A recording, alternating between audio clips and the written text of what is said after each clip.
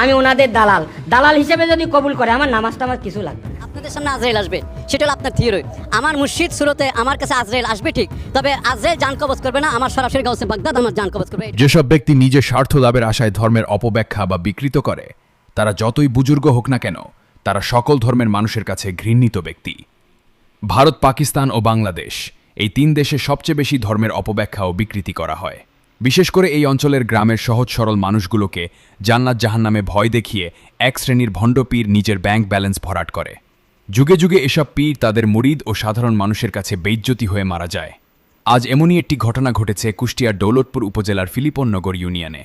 পীর শামীম রেজা ওরফে জাহাঙ্গীরের নামে ধর্ম অবমাননার অভিযোগ তুলে গ্রামের সাধারণ মানুষজন তার আস্তানায় হামলা চালিয়ে তাকে বেধড়ক পিটিয়ে হত্যা করে।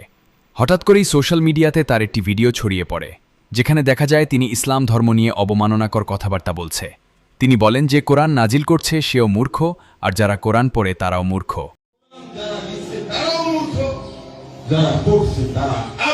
কোরআন শরীফ যে তৈরি করে সেও মূর্খ এবং যে পড়ে সেও মূর্খ। হচ্ছে এমন একজন ব্যক্তি মাহাদি ইমাম হিসাবে নিজেকে জাহির করে। তিনি নিজেকে সৃষ্টিকর্তা ভগবান মনে করেন। মাঝে মাঝে নিজেকে তিনি ইমাম মাহাদি হিসেবেও দাবি করেন। তার নামে তিনি শ্রী লিখতেন, যেটা হিন্দুরা তাদের নামের আগে লিখে।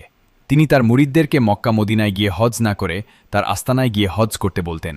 ইসলাম ধর্ম অবমাননাকর বিভিন্ন ধরনের কাজ তিনি তার আস্তানায় করতেন। তার মুরিদরা মারা গেলে তাদেরকে ঢোল বাজিয়ে দাফন করতেন বলেও অভিযোগ উঠে তার নামে। 2021 সালের মে মাসে ধর্মীয় অনুভূতিতে আঘাতসহ বিভিন্ন অভিযোগে শামীম রেজার বিরুদ্ধে দৌলতপুর থানায় মামলা করা হয়। তখন পুলিশ তাকে গ্রেফতার করে কারাগারে পাঠায়।